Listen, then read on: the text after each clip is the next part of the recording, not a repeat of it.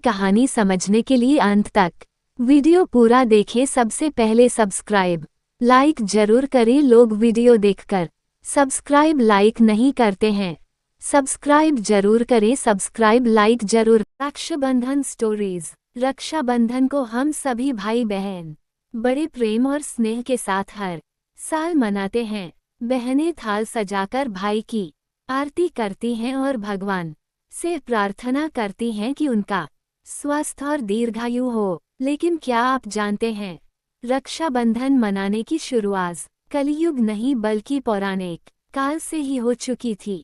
ऐसी मान्यता है कि सबसे पहले सतयुग से इस पर्व की शुरुआत हुई और मां लक्ष्मी ने राजा बलि को रक्षासूत्र बांधकर इस परंपरा का शुभारंभ किया। रक्षाबंधन के इतिहास को लेकर ऐसी ही कुछ और कहानियां भी प्रचलित हैं। आज हम इन्हीं कहानियों के बारे में आपको विस्तार से बताएंगे।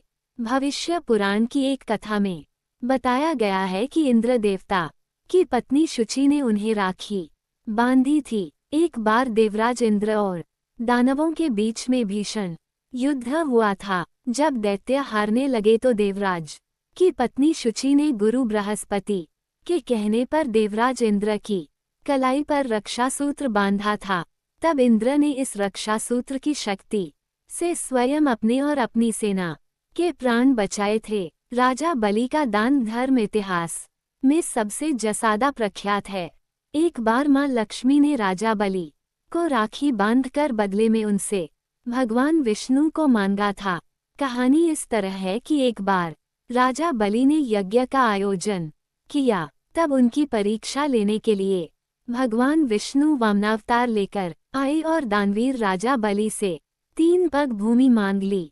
बलि ने हाँ कह दिया तो वामनावतार ने 2 पग में ही सारी धरती और आकाश नाप लिया। राजा बलि समझ गए कि भगवान विष्णु स्वयं उनकी परीक्षा ले रहे हैं। तीसरा पग रखने के लिए उन्होंने भगवान के सामने अपना सिर आगे कर दिया। फिर उन्होंने भगवान से याचना की कि अब तो मेरा सब कुछ चला ही गया है, प्रभु आप मेरी विनती स्वीकारें और मेरे साथ पाताल में चलकर रहें। भगवान को भी भक्त की बात माननी पड़ी और विष्णु जी वैकुंठ छोड़कर पाताल चले गए। जब देवी लक्ष्मी को ये पता चला तो वह गरीब महिला का रूप धरकर बलि के पास पहुंची और राजा बलि को राखी बांध दी। बलि ने कहा कि मेरे पास तो आपको देने के लिए कुछ भी नहीं है। इस पर देवी लक्ष्मी अपने रूप में आ गईं और बोली कि आपके पास तो साक्षात श्रीहरि हैं और मुझे वही चाहिए। इस पर बलि ने भगवान विष्णु से माता लक्ष्मी के साथ जाने की विनती की। तब जाते वक्त भगवान विष्णु ने राजा बलि को वरदान दिया कि वह हर साल 4 महीने पाताल में ही निवास करेंगे। ये 4 महीने चर्तुमास के रूप में जाने जाते हैं। जब युधिष्ठिर इंद्रप्रस्थ में राजसूय यज्ञ कर रहे थे उस समय सभा में शिशुपाल भी मौजूद था। शिशुपाल ने भगवान श्री कृष्ण का अपमान किया तो श्री कृष्ण ने अपने सुदर्शन चक्र से उसका वध कर दिया। लौटते वक्त सुदर्शन चक्र से कृष्ण जी की छोटी उंगली घायल हो गई और रक्त बहने लगा। तब द्रौपदी ने अपनी साड़ी का पल्लू फाड़कर श्री कृष्ण की उंगली पर लपेट दिया।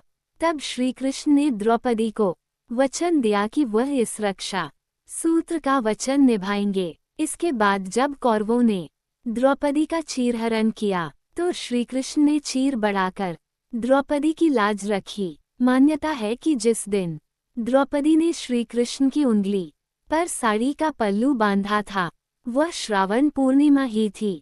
मध्यकालीन भारत में यह पर्व समाज के हर हिस्से में मनाया जाने लगा। इसका श्रेय जाता है रानी कर्णावती को। उस वक्त चारों ओर एक दूसरे का राज्य हथियाने के लिए मारकाट चल रही थी। मेवाड़ पर महाराज की विधवा रानी कर्णावती राजगद्दी पर बैठी थीं। गुजरात का सुल्तान बहादुर शाह उनके राज्य पर नजरें गड़ाए बैठा था। तब रानी ने हुमायूं को भाई मानकर राखी भेजी। हुमायूं ने बहादुर शाह से रानी कर्णावती के राज्य की रक्षा की और राखी की लाज रखी।